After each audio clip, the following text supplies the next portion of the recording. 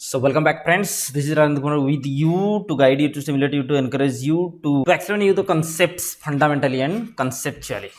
So today's continuing topic is theories of capital structures. Two.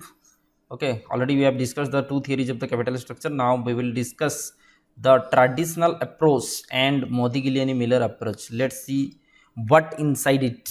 Okay. So welcome back to my YouTube channel Smart Commerce Vidyarthi. Let's get started. ना लोग का traditional approach का concepts क्या है देख लीजिए. सो traditional approach की बात ये है, net income approach and net operating income approach के ये एक बीच का फैसला है. ठीक है, तो एक compromise between the net income and net operating approach. इसमें नेट इनकम अप्रोच में क्या था, with the increment of the डेप्ट proportion the overall cost of capital will be minimise. So cost of capital यहाँ पर रिड्यूस हो रहे थे. ठीक है, and net operating income approach में यही था कि it is theory of relevance, like theory of relevance. तो आप डेप्ट एंड इक्विटी के मिक्स के अनुसार आपकी cost of overall capital changes नहीं होंगे and cost of equity gradually will increase due to the risk factor. ये था. बट ये क्या हुआ, तो net income approach and net operating income approach के मारामारी के द्वारा ये बीच का फैसला हुआ यहाँ पे कि ऐसा होगा कि आप जैसे ही डेप्ट प्रोपोर्शन को बढ़ाते जाओगे, ठीक है, आप जैसे ही डेप्ट प्रोपोर्शन को इंक्रीज करते जाओगे, overall cost of capital will decreases up to a certain point. तो ओवरऑल कॉस्ट ऑफ कैपिटल आपकी कुछ हद तक कम हो जाएगा. देन कुछ एक जगह आएगा जिसमें ये कांस्टेंट रहेंगे, फिर आगे जाकर के increases beyond a certain point, एक पॉइंट के बाद जाकर के वो इंक्रीज हो जाएंगे. And optimum capital structure can be attend by a proper डेप्ट इक्विटी मिक्स. तो आपको you have to find out a proper डेप्ट इक्विटी मिक्स, जहां की जा करके आपकी कैपिटल स्ट्रक्चर जो है वो ऑप्टिमम हो जाएंगे. And finally cost of equity and cost of debt will increase significantly with the increase of financial. Let's understand this concept through the diagram. Let's get the traditional approach में ये देखिए. तो first of all this is the first stage, you can say this is the first stage. अरे इनको क्या हो गया. So here we can say this is the first stage, okay, and this is the second stage and this is the third stage. तो देखिए यहां पर क्या हो रहा है. तो at first stage this is very much similar to the net income approach. Understand the points. Net income approach में क्या हो रहा था देखिए, with the increased proportion of the डेप्ट, दैट मीन्स लिवरेज के साथ जैसे ही बढ़ता जाएगा डेप्ट प्रोपोर्शन, जैसे ही बढ़ता जाएगा, फर्स्ट ऑफ ऑल क्या होगा देखिए, कॉस्ट ऑफ डेप्ट जो है वो तो कांस्टेंट रहेगा और cost of equity will more or less remains unstable. The cost of equity more or less remains stable. That's why हम जैसे ही एक सस्ता चीज का प्रोपोर्शन बढ़ाते जाएंगे तो कैपिटल स्ट्रक्चर में क्या होगा, ओवरऑल कॉस्ट ऑफ कैपिटल जो है वो कम होता जाएगा. ओवरऑल कॉस्ट ऑफ कैपिटल यहाँ पर कम हो रहा है. तो this is very much similar to the net income approach. Next वीट क्या होगा, क्योंकि और आगे हम डेप्ट की प्रोपोर्शन और भी बढ़ा रहे हैं, और डेप्ट होता है चीपेस्ट सोर्स ऑफ फाइनेंस. यहां पर मोर और लेस फिर भी स्टेबल है, with increasing mode cost of equity फिर भी स्टेबल है. क्यों ऐसा क्यों होता है, क्योंकि कॉस्ट ऑफ डेप्ट तो कांस्टेंट है, उसका कॉस्ट तो कांस्टेंट रहता है, लेकिन इक्विटी जो है यहां पर equity due to the feels they assume they feel risky, they assume risky due to the financial risk, because cost क्योंकि उधारी बढ़ रहा है तो भाई रिस्क बढ़ रहा है. दैट्स वाई ये लिटिल बिट आगे बढ़ेंगे. लेकिन जो increase cost of this equity will offset by the cheap cost of the डेप्ट. That's why this will remain constant. एक सस्ता चीज आगे बढ़ता जा रहा है तो ऊपर अब कॉस्ट ऑफ इक्विटी जो है उसका प्राइस रेज हो रहा है, फिर भी इसका जो हाइक्ड प्राइस है this will be offset by the cost of the डेप्ट and here the overall cost of capital will remain constant. तो इसको हम कह सकते हैं एक इक्विलिब्रियम पॉइंट हो गया. तो this is the point where the company attains it equilibrium और company attains the optimum stage. Okay, the cost overall capital will be optimum here. Next it, तो देखिए नेक्स्ट स्टेज में क्या होगा, जैसे ही डेप्ट की प्रोपोर्शन हम और भी बढ़ाते जाएंगे तो डेप्ट की प्रोपोर्शन बढ़ जाएगा। दैट मीन्स ज़्यादा से ज़्यादा बिजनेस में उधारी बढ़ने से आपको पता है ही ज़्यादा रिस्क हो जाते हैं, और ज़्यादा रिस्क होने से अब जो डेप्ट प्रोवाइडर है वो भी ज़्यादा डिमांड करने लगेंगे। दैट्स वाई कॉस्ट ऑफ डेप्ट will increases and cost of equity will increases, because यहाँ पर देखिए लिखा भी हुआ है at last both the cost of equity and cost of debt will increase। क्यों? because due to the significantly increase of financial risk, क्योंकि दोनों ही रिस्क फील करेंगे। दैट्स वाई फाइनेंशियल रिस्क की वजह से कॉस्ट ऑफ डेप्ट भी अगर इंक्रीज होगा, कॉस्ट ऑफ इक्विटी भी इंक्रीज होगा। एक मिक्सचर में दो एलिमेंट्स का अगर कॉस्ट ज्यादा होता है तो obviously the overall cost of that product will also increase. तो that's why overall cost of capital भी आगे बढ़ जाएंगे। That's a with the force of the increment of the cost of debt and the cost of equity, the overall cost of capital will also increase। Understand the points? तो ये था traditional approach. तो सबसे देखिए at first stage the overall cost of capital will decline due to the increment of the portion of the debt, because debt is the cheapest source of finance।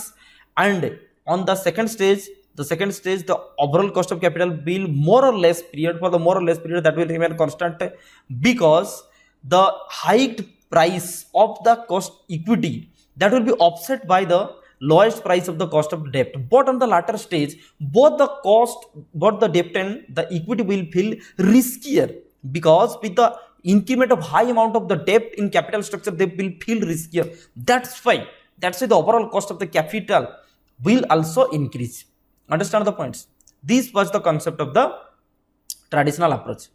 Okay, this is also एक graph of the traditional approach, क्योंकि हर एक जगह में आपको एक constant period नहीं मिलेंगे, कांस्टेंट हो सकता है पॉइंट मिलेंगे। तो फर्स्ट ऑफ ऑल यहाँ देखिए डेप्ट, यहाँ पर डेप्ट जितना ही हम रेज कर रहे हैं तो डेप्ट का प्राइस कांस्टेंट है, and slightly increasing cost of equity है, जिसका कॉस्ट की डेप्ट की कॉस्ट की वजह से सेटअप हो जाएंगे, क्योंकि डेप्ट होता है चीपर सोर्स ऑफ फाइनेंस। तो उस हिसाब से आपकी cost of equity overall cost of the capital will decrease but up to a certain point. कुछ एक पॉइंट के बाद क्या होगा, कॉस्ट ऑफ डेप्ट will also feel riskier, cost of equity will also feel riskier. That's why both the elements of a mixture will increase. That's why the overall cost of capital पूरा product का ही price बढ़ जाएगा। तो overall cost of capital यहाँ पर आपकी price बढ़ जाएंगे। जैसे हम देखिए आपको छोटा एग्जाम्पल एक तो लगाते हैं। आप देखोगे अमेजन या फ्लिपकार्ट में जब आपको डेप्ट की अमाउंट या फिर मैच्योरिटी पीरियड बढ़ जाने से आपका इंटरेस्ट रेट भी बढ़ जाता है। जैसे आप देखोगे सपोज आप अमेजन में कुछ चीज़ खरीदने चाहते हैं तो 3 मंथ्स पीरियड, जब आप 3 मंथ्स का पीरियड चूज करोगे तो वहाँ पर ब्याज होगा 13.5। 6 मंथ का जब चूज करोगे तो ब्याज हो जाएगा 14%, और 12 मंथ्स पीरियड इंस्टॉलमेंट जब आप चूज करोगे तो वहाँ पर हो जाएंगे 15%। ऐसा क्यों हुआ? Because with the increment of the time interest rate will also increase. And similarly आप ये देखोगे बैंक को अगर आप 5 लाख अगर आप लोन मांगते हो तो आपको 12% में मिल जाएगा, बट आप बैंक को जब 10 लाख लोन मांगते हो तो आपको 13% में मिलेगा।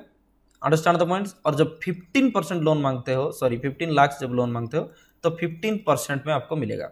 That means with the increment of the amount or with the increment of the tenure, interest rate will also increase, because the bank or the financer will feel riskier। That's why cost of the debt increase होता है, cost of the equity increase होता है, and the result of this overall cost of the capital will also increase। This is the concept of the traditional approach। So traditional approach का मतलब होता है सदियों से यही सोचते आ रहे हैं, जो मनुष्य थे, जो जंगली और मुगली थे, वो यही सोचते आ रहे थे, और एक्चुअली वो सही है। ना ही आपका ना ही मेरा वाला थियोरी है, क्योंकि नेट इनकम अप्रोच में वो कहता है, नेट इनकम अप्रोच जो होता है वो कहता है कि कॉस्ट ऑफ ओवरऑल कैपिटल कम जाएंगे, और नेट ऑपरेटिंग इनकम कहते हैं कि ओवरऑल कॉस्ट ऑफ कैपिटल आपकी जो है कांस्टेंट रहेंगे। लेकिन यहाँ पर मारामारी के बाद जब फैसला हुआ, ठीक है, वो होता है ये कि इनिशियल स्टेज में ये कम होता जाएगा, लेकिन बाद में जाकर का ओवरऑल कॉस्ट ऑफ कैपिटल बढ़ जाएगा। यही बात होता है, ना आपका ना मेरा वाला थियोरी होता है, बीच का फैसला है। समझ में आई बात? चलिए जी, ओके, एक प्रॉब्लम देख लेते हैं अभी। So let started. So question सवाल है ये कि धीरूभाई लिमिटेड, ओ हो फिर से आ जाता है धीरूभाई लिमिटेड, बहुत अच्छा लगता है। Dhirubhai limited is expecting an annual earnings before interest and tax, that means कि ईबीआईटी दिया हुआ है ऑफ ₹5 लाख, तो आपको 5 लाख का ईबीआईटी यहाँ पर है। The company has presently raised its entire funds requirement of 30 lakhs, तो this is the total fund that required by the company, okay, bye issue of equity share capital, तो ओनली इक्विटी कंपनी ये अभी तक है, लेकिन only equity company में आपको पता ही है ट्रेडिंग ऑन इक्विटी का फायदा नहीं मिलता, दैट मीन्स कि डिवेंचर होल्डर्स का होल्डिंग का कोई फायदा आपको नहीं मिलेगा। देखिए the present equity capitalisation rate is 15%, that means कि अभी का जो रेट है वो 15% है, that means KE equal to 15% अभी का हिसाब से। The company is now contemplating to redeem a part of equity capital by introducing डेब्ट फिनेंसिंग, तो अभी डेब्ट फिनेंसिंग बिजनेस में आ जाएंगे। देखिए बहुत लंबा कहानी लिखा हुआ है, आप कहानी पढ़ करके डरना मत, क्वेश्चन से एक पेज है इसका मतलब नहीं है कि आंसर्स भी उतने लंबे चलेंगे, आपको कहानी पूरा पढ़ के डरना नहीं है, ठीक है, बैठना आराम से, बार बार टॉयलेट नहीं जाना है। चलिए देखिए बात यह कि अब छोटे छोटे हिस्सों में स्टोरी को बांट करके आप समझा करो, एक लाइन पढ़ो, एक लाइन का मतलब समझो, फिर एक लाइन के ऊपर काम करो, फिर आगे बढ़ो। Understand the points. The firm has two options to raise debt to the extent of 40% and 60% of total capital, 40 और 60% उसके पास ऑप्शन है, या 40% डेप्ट ले सकता है या तो 60% डेप्ट वो ले सकता है, वो चूज कर रहे हैं। It is expected that the डेप्ट financing up to 40% the rate of interest will be 12%, तो जब 40% होगा डेप्ट फिनेंसिंग तो 12% होगा इंटरेस्ट। इक्विटी कैपिटलाइजेशन उस टाइम हो रहा होगा 16%, अंडरस्टैंड। हाउएवर द कंपनी अगर 60% ऑप्शन में जाता है, 60% डेप्ट अगर इंक्लूड करेगा, दैट मीन्स टोटल रिक्वायरमेंट का 16% करता है, तो इंटरेस्ट उस टाइम चल रहा होगा 14% एंड द डेप्ट कैपिटल इक्विटी कैपिटलाइजेशन रेट होगा 18%। पहले क्वेश्चन को समझो, पहले सवाल को समझो, सवाल की भावनाओं को समझो। ऐसे नहीं होता है, सवाल आपसे बात करता है, कॉन्सेप्ट आपसे बात करते हैं, किताबें आपसे बात करते हैं, आप मुंह फेरा लेते हो, इसलिए किताबों से प्यार नहीं होता। देखिए बता रहे हैं आपको सवाल क्या कह रहा है। देखिए जब सबसे पहले सिर्फ और सिर्फ 30 लाख का पूरा इक्विटी में चल रहा था, तब इक्विटी का रेट था 15%। Understand the point. अभी देखिए क्या हुआ, जब 40% डेप्ट आप दोगे, यहां पर कह रहा देखिए 40% जब दोगे तो यहां पर कुछ डिमांड कर रहे हैं 16%, एंड जब 60% तक डेप्ट बढ़ जाएगा तो 18%। दैट मीन्स इक्विटी रेट कैसे बढ़ गया आप देखिए थोड़ा एक बार। दैट मीन्स 15% पहले था, फिर वो डिमांड कर रहे हैं 16%, फिर वो डिमांड कर रहे हैं 18%। दैट मीन्स जैसे जैसे दुनिया में, जैसे जैसे संसार में रिस्क ज़्यादा हो जाता है, वैसे वैसे इंसान लोभी हो जाता है, वैसे वैसे आपको ज़्यादा से ज़्यादा डिमांड करना पड़ता है, वैसे वैसे एक्सपेक्टेशन आपकी बढ़ जाती है, ठीक है ना। चलिए आगे देखिए, जब हम पहले तो कुछ नहीं था डेप्ट, जब 40% डेप्ट ले रहे हैं तब इंटरेस्ट रेट क्या हो रहा है देखिए 12%। दैट मीन्स इंटरेस्ट रेट तब हो रहा है 12%। जब हम ज़्यादा ले रहे हैं लोन 60% तक, तब इंटरेस्ट रेट क्या हो रहा है देखिए 14%। Understand the points. तो ये हो गया कॉस्ट ऑफ इक्विटी, ये हो गया आपका कॉस्ट ऑफ डेप्ट। एक्चुअली तो ऐसा नहीं है, फिर भी ये क्वेश्चंस में गिवन दिए हुए हैं। दैट मीन्स यहाँ पर देखिए जैसे कम लोन लेंगे तो कम इंटरेस्ट लग रहा है, ज़्यादा लोन लेंगे तो ज़्यादा इंटरेस्ट लग रहा है। सो आप दिमाग में ठान लो, कॉमर्स का स्टूडेंट हो, ये लाइन आपके पीछा नहीं छोड़ेगा कि risk and return are two brothers, they go side by side, as the risk as the return. तो चलिए इसको, इस सवाल को सॉल्व करते हैं। Understand the point. तो यहाँ कुछ हम चीज लिखेंगे, यहाँ पर लिख देते हैं पर्टिकुलर्स कुछ। यहाँ पर था नो डेप्ट, बिना डेप्ट के कुछ दिए हुए हैं, फिर यहाँ पर 40% डेप्ट हम इंक्लूड कर देंगे, और यहाँ पर हम 60% डेप्ट के ऊपर काम करें। ओके चलिए सवाल पर टूट पड़ो, पहले दिमाग में भरो कि आपको निकालना क्या है। इस थ्योरी के अनुसार ये कह रहा है, तो यहाँ पर कॉन्सेप्ट क्या है, थ्योरी क्या है, देखिए ट्रेडिशनल अप्रोच की थ्योरी यही है कि वैल्यू ऑफ फार्म जैसे जैसे आप डेप्ट को इंक्लूड करते जाओगे, तो पहले तो वैल्यू ऑफ फार्म आपका बढ़ जाएगा, लेकिन लाटर ऑन स्टेज में आपका वैल्यू ऑफ द फार्म कम हो जाएगा। और ओवरऑल कॉस्ट ऑफ कैपिटल की बात क्या है, तो जैसे ही आप डेप्ट इंक्लूड करते जाओगे तो कॉस्ट ऑफ कैपिटल पहले क्या हो जाएगा, कम हो जाएगा, लेकिन बाद में जाकर कर आपकी बढ़ जाएगा। यही था थ्योरी। चलिए सबसे पहले तो कहानी जो भी हो स्टार्ट होगा गणेश पूजा से। Understand the point. यहाँ पर गणेश पूजा क्या है, सबसे पहले होता है वो है EBIT। तो EBIT हर एक ऑप्शन में आपकी क्या होगा, EBIT दिया हुआ तो आप देख लीजिए 5 लाख, तो हर एक ऑप्शन में EBIT आप लिख लीजिए 5 लाख। Understand the point. यहाँ पर 5 लाख लिख देते हैं हम, यहाँ पर 5 लाख लिख देते हैं, यहाँ पर 5 लाख लिख देते हैं। कोई नहीं, कॉपी पेस्ट वाला पार्ट है, कोई नहीं। Understand the point. अब जब एग्जाम में ये सॉल्व करेंगे सवाल, तब भी आप ऐसे साइड बाई साइड लिखेंगे। Understand the point. ये कलम करके ट्रिपल कलम बना करके आप ऐसे करेंगे, नीचे नीचे नीचे नीचे एक केसेस को एक बार, फिर 40% वाला केस, फिर 60% वाला केस करोगे। आपको ज्यादा मार्क तो नहीं मिलेगा, एग्जामिनर आपको बुद्धू ही समझेगा। जंगली मुगली तो थे ही, आप बुद्धू भी कहलाओगे, नालायक तो थे ही। चलिए आगे देखो। तो EBIT 5 लाख हर एक जगह में लिख दिए। तो सबसे पहले अच्छी बच्चे की तरह बता दो लेस क्या होता है। सबसे पहले तो इंटरेस्ट लेस होता है, जो बचपन की उम्र से, चड्डी की उम्र से पढ़ते आ रहे हैं। ओके, तो इंटरेस्ट सबसे पहले लेस होगा, लेकिन देखना पड़ेगा कौन सा केस में कितना इंटरेस्ट है। यहाँ तो कुछ इंटरेस्ट है नहीं, यहाँ पर देखना पड़ जाएगा आपको इंटरेस्ट कितना है। चलिए, तो 30 लाख था कुल रिक्वायरमेंट, उसके हिसाब से चलिए देखिए। हमको तो सवाल याद हो गया, आपको तो कुछ पढ़ाई भी याद नहीं रहता है, कोई बात नहीं। 40% डेप्ट, तो that means 30 lakh total requirement का 14% मतलब होता है यहाँ पर होगा 12 लाख। Understand the point. यहाँ आप ब्रैकेट में नीचे लिख भी सकते हो, लेकिन मेरा जगह शायद नहीं होगा, कोई बात नहीं, हम छोटा छोटा करके लिख देंगे। तो 12 लाख इंटू पहला इंटरेस्ट रेट कितना होगा, हम नीचे लिख दिए थे ऑलरेडी। इंटरेस्ट रेट 12% के हिसाब से चलेगा। अगर आपको कुछ दिक्कत हो रहा है तो आप वीडियो को पॉज करके देख सकते हो, ठीक है। तो 12 लाख का 12% यहाँ पर निकल करके आएंगे 1,44,000। देखा, मेरा मुंह में है कैलकुलेटर। चलिए नेक्स्ट 60% डेप्ट के केस में क्या है, देखिए 60% डेप्ट मतलब आपको तो पहले समझना होगा कि 30 लाख का 60% होता है 18 लाख। चलिए 18 लाख इंटू बेज हम यहाँ नीचे लिख रखे थे, कहाँ निकल गया बेज, हम नीचे लिख रखे थे, ये देखिए होगा 14%। Understand the point. तो 14%, तो ये अभी हो गया हमारा औकात के बाहर, तो हम कैलकुलेटर में कैलकुलेट कर लेते हैं। Equal to 2,52,000। तो यहाँ पर आपके आगे 2,52,000। Understand the point. तो अभी बचेगा कितना, यहाँ पर तो कुछ इंटरेस्ट था नहीं, तो यहाँ पर देखते हैं बचेगा कितना। अंडरस्टैंड। तो यहाँ पर तो होंगे 5 लाख। ओके, यहाँ 5 lakh minus 1,44,000, 5 lakh minus 1,44,000 equal to 3,65,000, 3,56,000।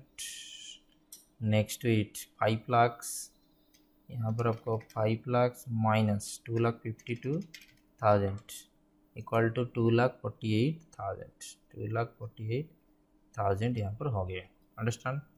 तो ये बचा कितना ना, ये profit available for share holders.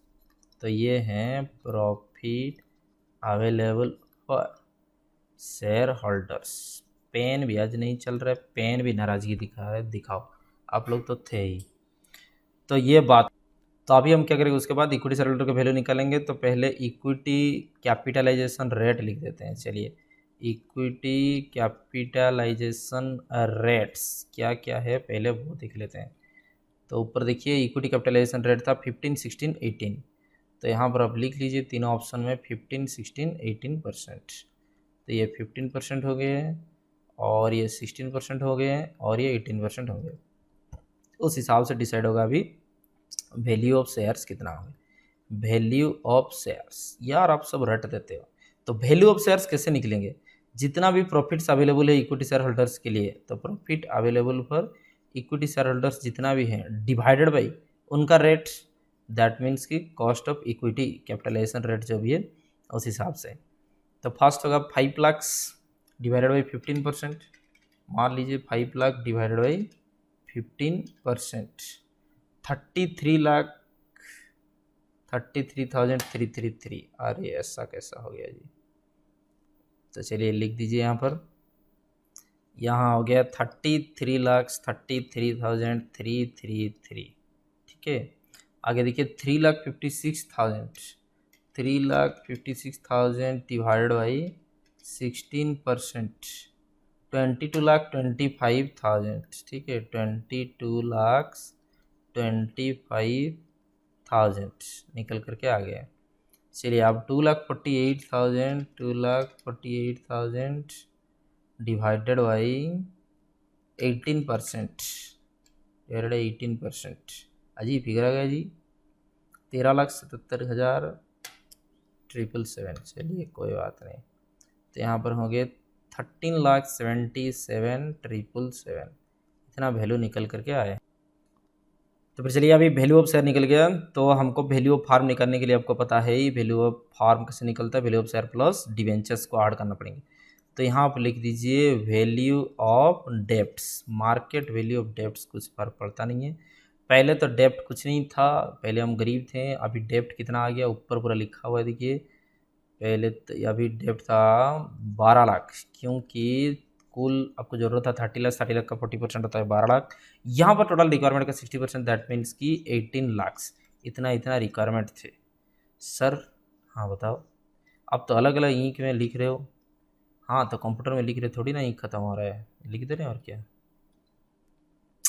तो अभी आ गया वैल्यू ऑफ फार्म, तो फार्म का वैल्यू दैट मीन्स हमारे बिजनेस का मुंडी का वैल्यू कितना है, आप देख लीजिए 33 में 0 मिल गया। तो ये देखिए हम कितना टैलेंटेड है, हम लिख दिए 33,33,333। अच्छा ये बात था।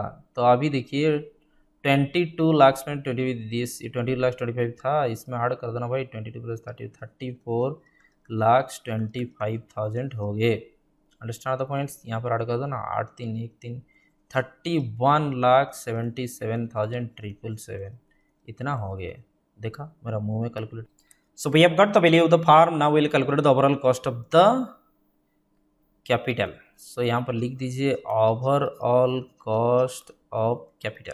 ओहो नहीं चला, पेन भी साथ नहीं देता है, कोई बात नहीं, सब नाराज है इस संसार में, कोरोना के चलते दुनिया खराब, दिमाग खराब। तो यहाँ पर देखिए, तो overall cost of the capital, overall cost of capital आपको के ओ कैसे निकलना होगा। ओ सर फिर से इंक चेंज हो गया जी, जरूर, कमी थोड़ी है मेरे पास।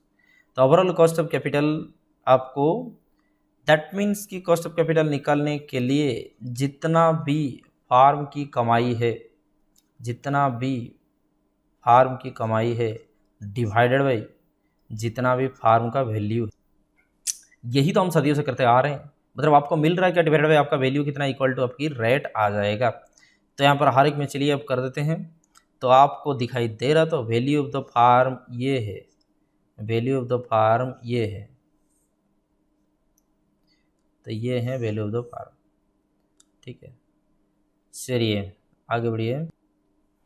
तो EBIT तो हर एक में है ही आपका 5 लाख, तो यहाँ पर क्या होने वाले हैं, 5 लाख डिवाइडेड बाई 33,33,333। अच्छा ये होने वाले हैं, तो कर दीजिए।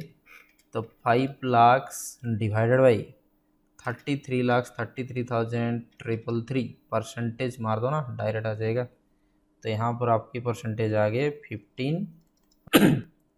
नेक्स्ट रेट आप देख लीजिए, फिर से EBIT बाई भी, दैट मीन्स EBIT फिर से आपका 5 लाख का डिवाइडेड बाई 34,25,000, अब डिवाइड कर दो, ठीक है। अगेन कैलकुलेटर उठाओ, आप तो जेरोक्स मशीन हो, आप क्यों उठाओगे जी कैलकुलेटर, ठीक है। एक छोटा सा पॉकेट कैलकुलेटर खरीदे थे बचपन में, वो भी अब ख़राब हो चुका है, अब खरीदोगे ही क्यों। 14.59%, तो आपका अभी आ गया देखिए वैल्यू जो है 14.59%। अगर भी कुछ दिखा रहा है छोड़ दीजिए। नेक्स्ट आपकी फिर से EBIT बाई भी 5 लाख डिवाइडेड बाई 31,77,777, ये आपको करना है डिवाइड। चलिए कैलकुलेटर फिर से उठाइए, कैलकुलेटर होगा तब ना उठाओगे। 5 लाख डिवाइडेड बाई 31,77,777, इसका परसेंटेज हमको चाहिए 15.73%। अब ये कहाँ चला जाता है मार्कर, 15.73%। तो यहाँ पर देखिए हमको ओवरऑल कॉस्ट ऑफ कैपिटल मिल चुका है, एक तो है 15%, फिर 14.59%, फिर 15.73%, ये कुछ आया है हमारे पास रिजल्ट्स। तो ठीक है, इसमें आपको रिजल्ट हो गया, तो ठीक है आपकी रिजल्ट निकल गया। आप रिजल्ट जैसे ही आ गया तो आप भाग भाग के दौड़ दौड़ के घर आ गए, हो गया मेरा रिजल्ट, हो गया। अब तो मैं बन जाऊंगा टप्पर। सुनिए जी, हर एक रिजल्ट्स के पीछे वजह क्या था, उसका लॉजिक क्या था, वो फाइंडिंग्स क्या था, आपको लिखने पड़ जाएंगे। दैट मीन्स यहाँ पर हम लिखेंगे कमेंट। क्या कमेंट था देखिए, इस थ्योरी के मुताबिक हमको क्या समझने मिला था, चलिए उसको रिलेट करते हैं। पढ़ाई ऐसे नहीं होता, प्रैक्टिकली पढ़ो, अंडरस्टैंड द पॉइंट। तो थ्योरी हमारा क्या कह रहा था, इनिशियल स्टेज में हम जैसे ही जाएंगे तो ओवरऑल कॉस्ट ऑफ कैपिटल जो है हमारा डिक्रीज होगा, और फिर सेकेंडरी स्टेज में मोर और लेस थोड़ा कॉस्ट ऑफ कैपिटल आपकी कांस्टेंट रहेंगे, स्टेबल रहेंगे। लेकिन उससे आगे अगर डेप्ट उधारी आप करते रहोगे, उधारी का नशा जब आपके जहन में हो जाएगा, तब फिर से ओवरऑल कॉस्ट ऑफ कैपिटल ऊपर चला जाएगा। यही बात था, ठीक है। और वाइस वर्सा, उस हिसाब से वैल्यू ऑफ द फार्म जो है फर्स्ट थोड़ा सा मतलब बढ़ेगा, कांस्टेंट रहेगा, फिर वैल्यू ऑफ द फार्म भी आपका घट जाएगा।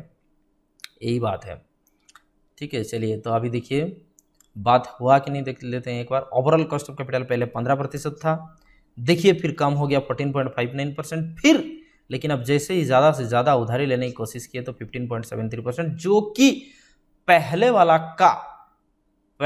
का जो तो कॉस्ट ऑफ कैपिटल था उससे भी ज़्यादा हो गया। दैट मीन्स अब उधारी का नशा जब बढ़ जाता है, बहुत ज़्यादा बढ़ जाता है, तब आपको क्या होता है, तब आपको डिजीज हो जाता है, आपको रोगी बनना पड़ जाता है। बात वही है, ठीक है ना। आगे देखिए, वैल्यू ऑफ फार्म को भी कुछ देख लेते हैं। वैल्यू ऑफ फार्म, पहले हमारा वैल्यू ऑफ फार्म था 33 लाख, जब ओनली इक्विटी फार्म था, हमारा डेप्ट नहीं था। लेकिन जैसे ही हम डेप्ट को इस्तेमाल किए, अरे वाह, हमारा value of the firm, shareholders सब कुछ बढ़ गया, नेट वर्थ बढ़ गया, 34 लाख पहुंच गया करके। लेकिन और भी उधारी ले गए तो फाइनेंशियल रिस्क बढ़ने की वजह से ओवरऑल फॉर्म का जो वैल्यू है वो घट गया, 31,77 हो गया, जो कि पहले वाला से भी कम है, 33 लाख। दैट मीन्स हमको यहां पर देखना होगा कि हमारा इक्विलिब्रियम पॉइंट कौन सा है, वो कौन सा स्टेज से है, कौन सा स्टेज हम डेप्ट उधारी ले सकते हैं जिसमें से कि हमारा इक्विलिब्रियम रहेगा। तो अगर ये तीनों ऑप्शन माना जाए तो फाइनेंशियल मैनेजर के हिसाब से आप टाई को थोड़ा स्ट्रेंथन कर दो, ठीक से सूट वूट पहन लो, और मीटिंग में बता दो कि 40% डेप्ट वाला जो ऑप्शन था, इसमें क्या हो रहा है, आपको सबसे ज्यादा वैल्यू हो रहा है फर्म का, और सबसे सस्ता कैपिटल मिल रहा है आपको, ठीक है ना। यही बात था। So this is the concept of the traditional approach. Let's move ahead for Modigliani Miller approach. अरे नाम ही काफी है। अरे हम तो कमेंट लिखे ही नहीं, भाषणबाजी लगा रहे हैं, यही तो होता है दुनिया का। चलिए लिखो, तो कमेंट में आप लिख दो कि 40% डेप्ट, 40% डेप्ट, the value of the farm increased and overall cost of capital is decreased, लिख दो। but by taking 60% debt, लिख दो, the value of farm declined and the overall cost of capital KO is increased. Hence, with the increase, लिख दो, proportion of debt, value of farm is increased at, मेरा paper खत्म हो गया, आप लिखो, value of farm is increased at initial stage and overall cost of capital is decreased, but on the latter stage value of farm decreased and overall cost of capital increased. Understand the points? ये आप लिख दोगे, उम्मीद है आप लिख दोगे। चलिए आगे बढ़ते हैं। So Modigliani approach, Modigliani and Miller approach, okay, उनका कॉन्सेप्ट क्या है। हमको तो सबसे पहले यहाँ पर दुविधा है, ये आज तक हमको पता नहीं चला कि मोदी गिलियानी एंड मिलर, पहले तो ये दो आदमी है कि एक, पहले तो ये आदमी है कि औरत, और ये मोदी गिलियानी मिलर जी ये मोदी के फैन हैं कि मोदी के बड़े भाई, समझ में नहीं आता है। चलिए जो भी है, लगता है अफ्रीका से है। मोदी गिलियानी मिलर अप्रोच, इसका कॉन्सेप्ट क्या है देखिए। उनके दो कॉन्सेप्ट है, when no taxes and when taxes. जब टैक्स नहीं होता है उसको थ्योरी ऑफ इरिलीवेंस कहा जाता है, अंडरस्टैंड। और ये नेट इनकम अप्रोच की तरह काम करता है। तो टैक्सेस जब नहीं है, देखिए इररिलेवेंस थ्योरी, इररिलेवेंस का मतलब क्या होता है, फर्क नहीं पड़ता, थ्योरी इररिलेवेंस का मतलब होता है फर्क नहीं पड़ता। दैट मीन्स आपकी डेब्ट और इक्विटी मिक्स के हिसाब से ओवरऑल कॉस्ट ऑफ कैपिटल और वैल्यू ऑफ फार्म नहीं चलते हैं, यही बात है, यहाँ पर बात यही है, तो इसको थ्योरी ऑफ इररिलेवेंस कहा जाता है, ठीक है। तो forms operating income is the determinant of its total value, that means कि डेब्ट और इक्विटी मिक्स के हिसाब से ये नहीं चलता है, फॉर्म का जो ऑपरेटिंग इनकम है उस हिसाब से ये टोटल वैल्यू डिटरमाइन होते हैं। डेब्ट इक्विटी मिक्स इज इररिलेवेंट, कोई मतलब नहीं रहता डेब्ट equity as per this theory, irrelevance theory, understand the point. चलिए इनिशियल स्टेज में क्या होता है और लाटर स्टेज में क्या होता है, अच्छा ठीक है, एक बात काम करते हैं, उसे ग्राफ देख करके समझते हैं। देखिए यहाँ पर क्या होता है, इनिशियल स्टेज में बात वही है, क्योंकि कॉस्ट ऑफ डेब्ट, आपको कॉस्ट ऑफ डेब्ट चीपेस्ट सोर्स ऑफ फाइनेंस होता है, तो cost of equity slide raise पर भी ये ऑफसेट हो जाता है, क्योंकि एक सस्ता पर्सन एक महंगा वाला पर्सन को ऑफसेट कर देता है, that's why the cost of capital remains constant, understand the points. ये होता है इनिशियल स्टेज, आप देख लीजिए। तो इनिशियल स्टेज में increase the cost of equity offset the low cost of डेब्ट, दैट मीन्स इक्विटी का महंगाई डेब्ट का जो सस्ता वाला फीचर है उसमें से ऑफसेट होकर के फाइनली ये कांस्टेंट रहते हैं, cost of capital, overall cost of capital constant रहते हैं। लाटर स्टेज में क्या कह रहा है, देखिए later stage, the cost of डेब्ट increases but the cost of equity decline thereby balancing two cost. इसका मतलब हम समझते हैं, थियरी ऑफ इररिलेवेंस यही कहता है कि डेब्ट equity mixture overall cost of capital या फॉर्म की वैल्यू में कोई बदलाव नहीं लाते हैं, क्योंकि यहां पर कमाई पर ईबीआईटी के ऊपर डिपेंड करता है उनका वैल्यू। दैट्स वाई लाटर स्टेज में क्या हुआ, देखिए कॉस्ट ऑफ इक्विटी बढ़ता जा रहा है due to the risk factor, क्योंकि वो रिस्की फील कर रहे हैं, तो रिस्क फैक्टर की वजह से कॉस्ट ऑफ डेब्ट बढ़ता जा रहा है, तो कॉस्ट ऑफ इक्विटी यहां पर डिक्लाइन हो जाएगा, क्यों, due to the theory of relevance, क्योंकि कॉस्ट ऑफ ओवरऑल कैपिटल अगर कांस्टेंट रहना है तो एक चीज अगर बढ़ रहा है तो दूसरा चीज को आपको घटाना पड़ेगा। उस दिन जो एग्जांपल दिए थे उस हिसाब से हम आपको फिर से समझा देते हैं, चलिए कोई बात नहीं, हम समझा ही देते हैं, एग्जांपल देने में तो आप मत पूछिए, माहिर है।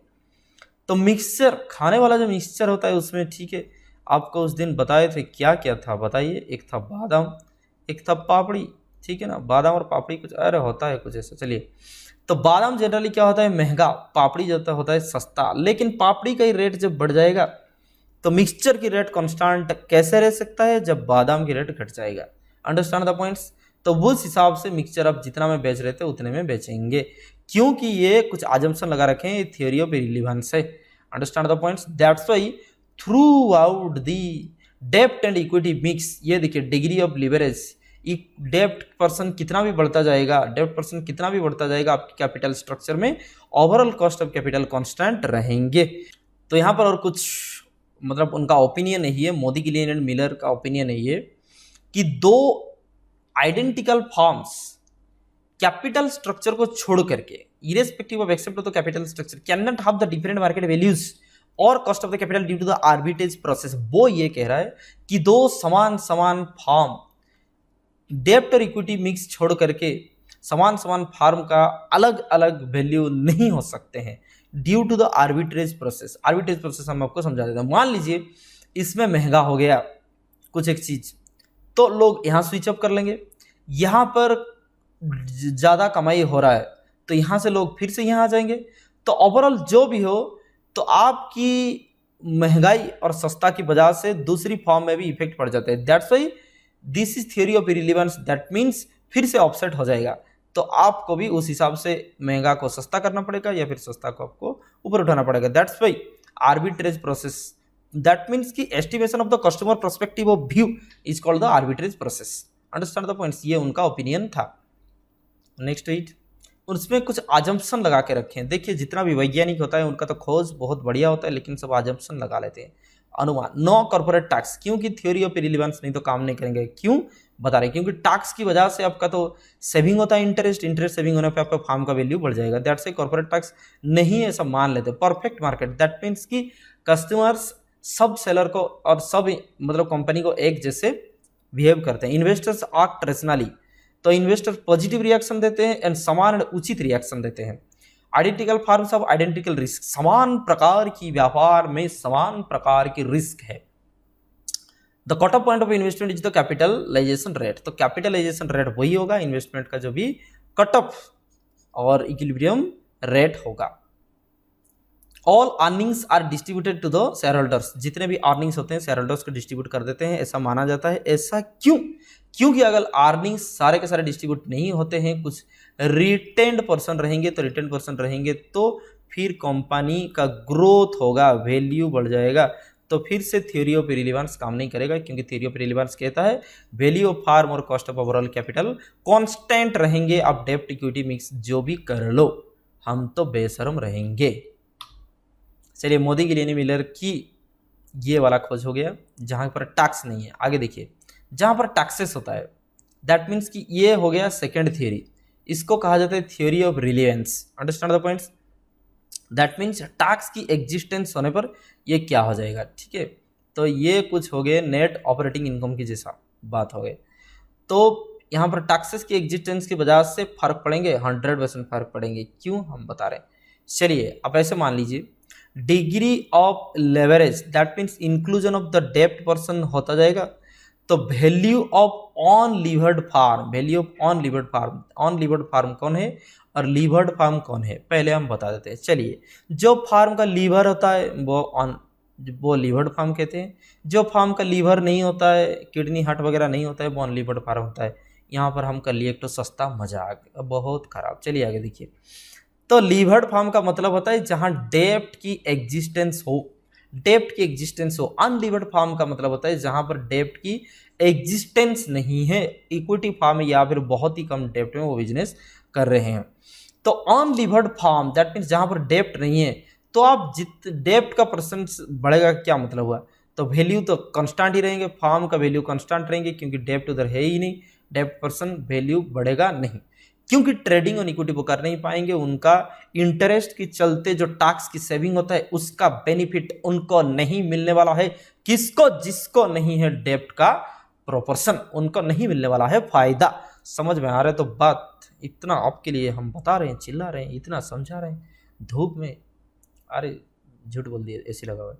देखिए बात है ये, तो ऑन लीवर्ड फार्म जो है उनको ट्रेडिंग ऑफ इक्विटी नहीं मिलेगा, दैट मींस डेप्ट का फायदा नहीं मिलने वाला है। दैट्स बाय आपको जब फायदा नहीं होंगे तो आपका कंपनी का ग्रोथ नहीं होगा, आपका टैक्स सेविंग के वजह से ईबीआईटी बचेगा नहीं, इसलिए ये वैल्यू ऑफ द फर्म आपका कांस्टेंट रहेगा। लेकिन लेकिन लेकिन लेकिन लेकिन वैल्यू ऑफ लीवर्ड फर्म मतलब जहां डेप्ट की एग्जिस्टेंस होता है, क्या समझ में आया? डेप्ट की एग्जिस्टेंस जहां पे होता है, डेप्ट जैसे ही होता है, इसका मतलब इंटरेस्ट होता है। जैसे ही इंटरेस्ट होता है वो टैक्स को बचत कर देता है। ये आप बचपन में पढ़े थे, ठीक है, जब इनकम टैक्स था, पढ़े तो सब कुछ थे, लेकिन सब उड़ा देते हो, कोई बात नहीं, आप सिर्फ याद है तो एक चीज़ वो है शक्तिमान।